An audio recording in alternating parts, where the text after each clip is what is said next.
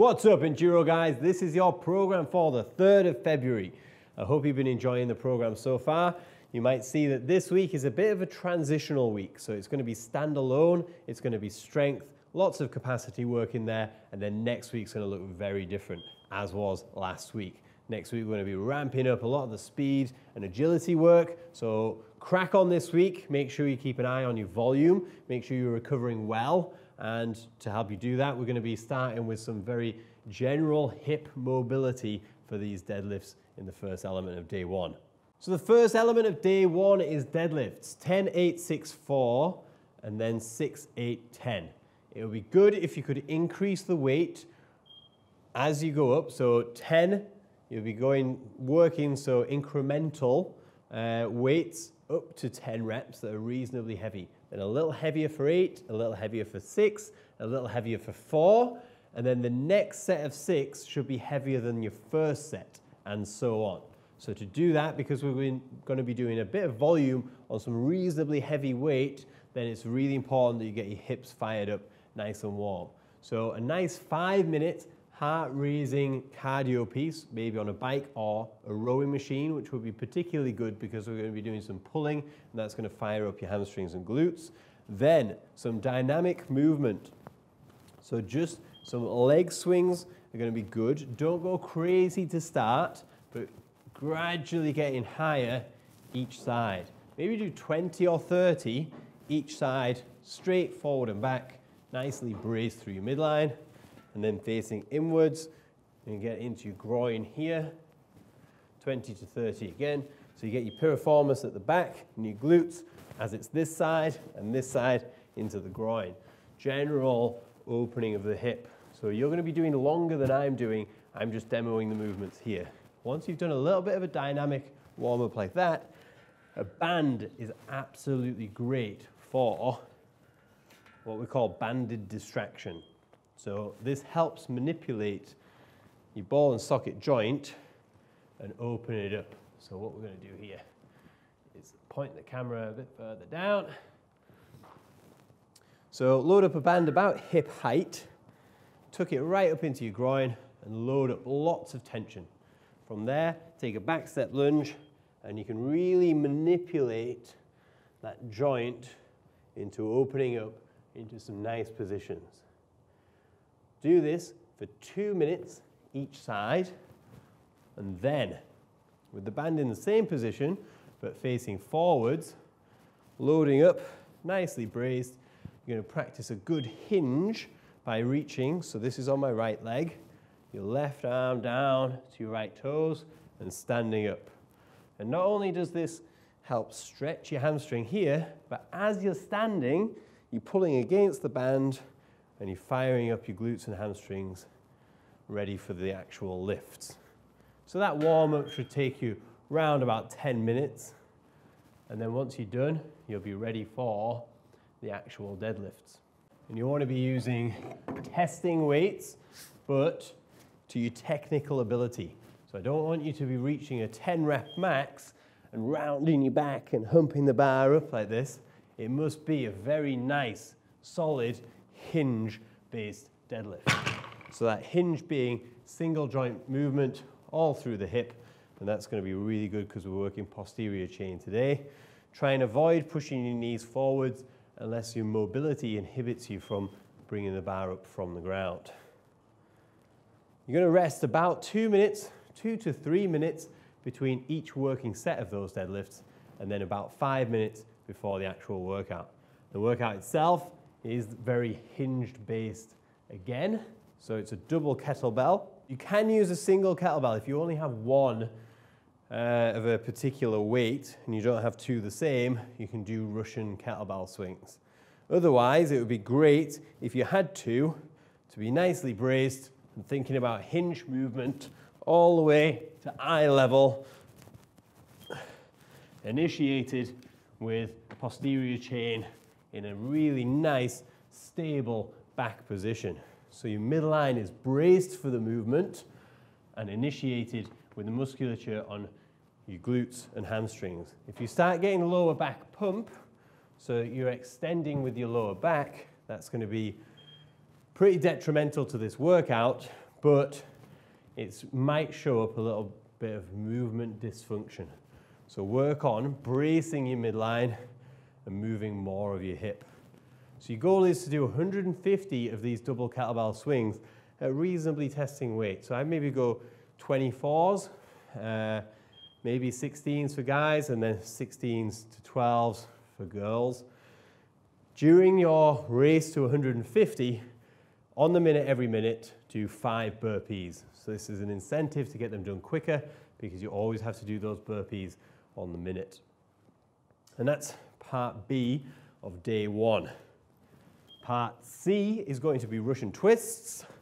So I did have a comment on YouTube. I apologize for not specifying that Russian twists would be 1 rep, 2 reps, 3 reps, 4 reps, 5 reps, counted this way, and not that there and back will be counted as 1 rep.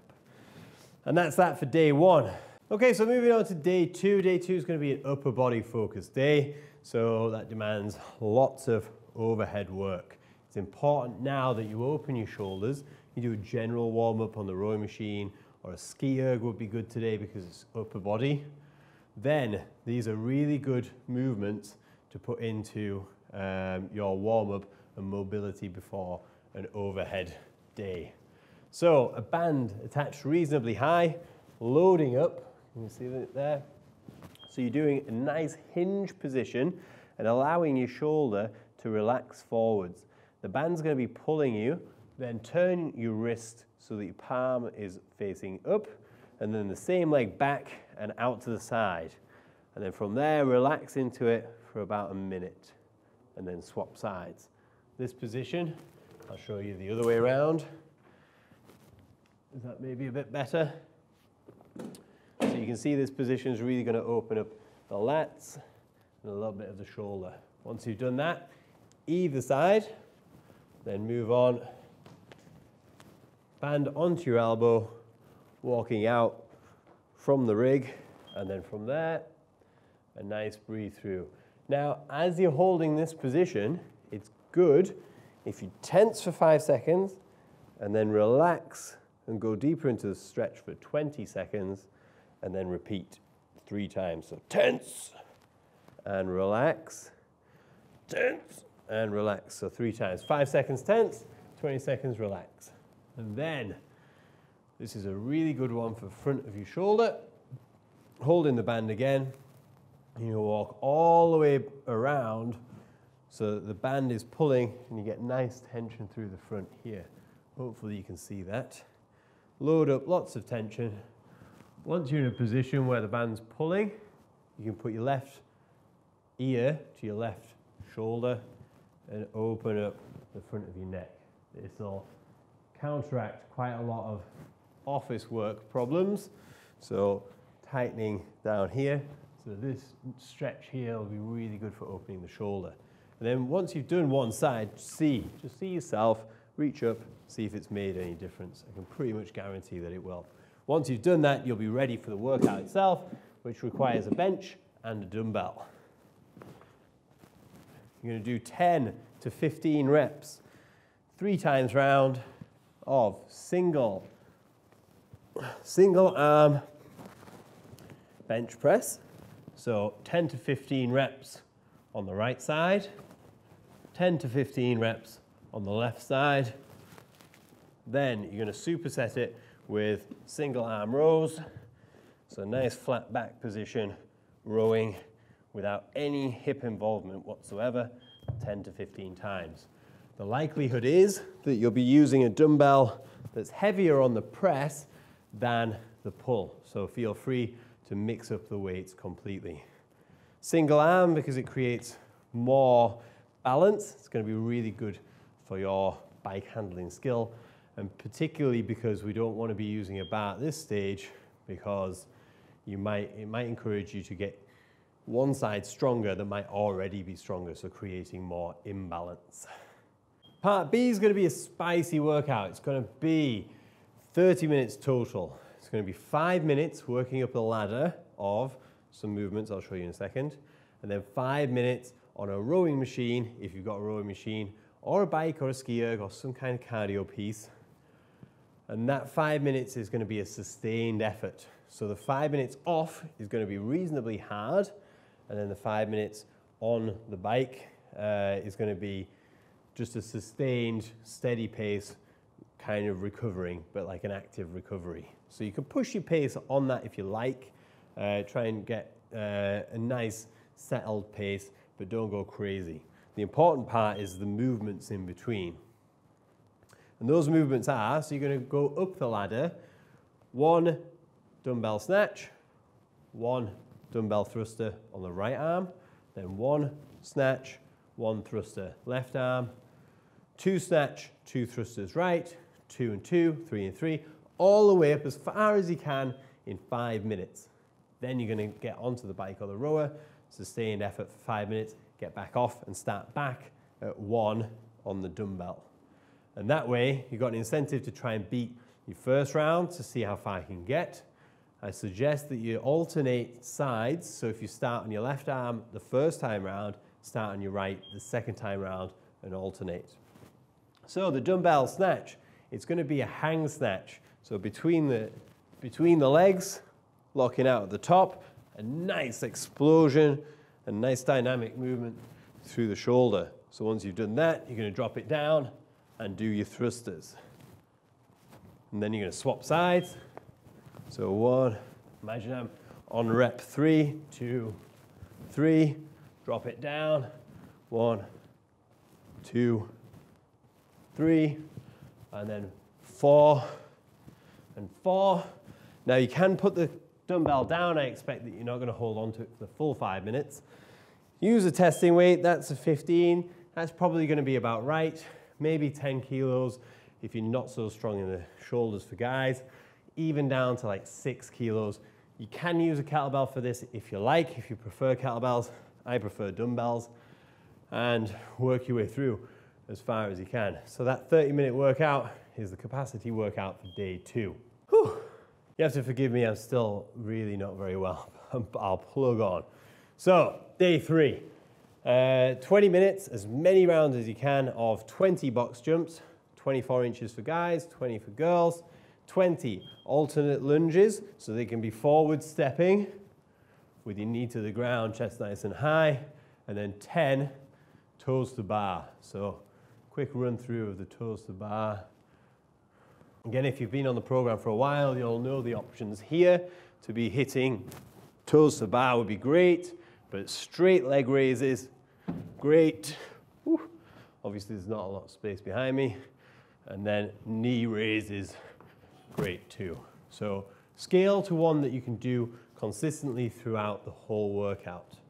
Toes to bar are great, but if it's to the detriment of the capacity and you're doing sets of 2, then don't bother. Move on to a scaled version so that you can keep the tempo high. Then once you've done that for 20 minutes, you're going to rest for 5 minutes and do another AMRAP, as many rounds as you can in 20 minutes of different movements. And they're going to be 20 calories on a rowing machine or a bike. They would be the preferred. A ski erg, if you have one, would be great, or a turbo trainer, absolutely fine. So 20 calories, then 10 burpees. So everyone knows a burpee really. Chest and thighs to the ground, stand up, jump and clap, so fully extend the hip, and then 10 pull-ups.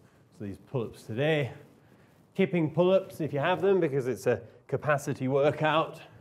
So lots of hip movement.